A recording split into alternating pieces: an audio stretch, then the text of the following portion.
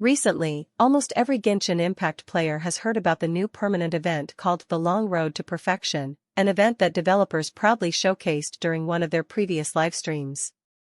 But as the time finally came for players to claim their long-awaited rewards, things took an unexpected turn. What was supposed to be a moment of joy turned into a wave of frustration and accusations toward the developers, with many calling them out for lying once again.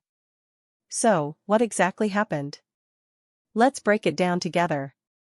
To start, this event was first introduced in Update Luna 1, and it was advertised as a free way for players to obtain a constellation for limited event characters simply by completing daily commissions and spending 120 resin per day over the course of 8 weeks. The roster included both less popular characters like Sino, Kokomi, and Wamiya, as well as highly sought-after ones like Hu Tao, Wanderer, and Ito. Naturally, players were excited. Who wouldn't want free constellations for such strong characters?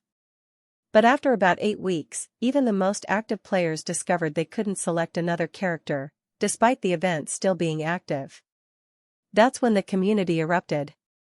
Didn't you promise free constellations? Why can't I choose another character? Did they trick us again?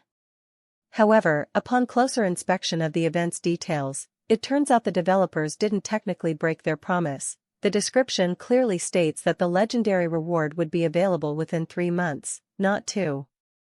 In other words, only 8 weeks have passed so far, meaning the reward isn't due just yet.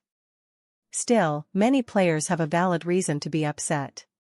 Why make active players wait a whole extra month with nothing to do? Developers could have allowed excess days to count toward the next event cycle, making the grind smoother and more rewarding. After all, this isn't the first time controversy has surrounded event pacing, and it seems they haven't learned from past mistakes. On the other hand, this delay might have been intentional to give newer or late-joining players a fair chance to complete the event and earn their rewards too.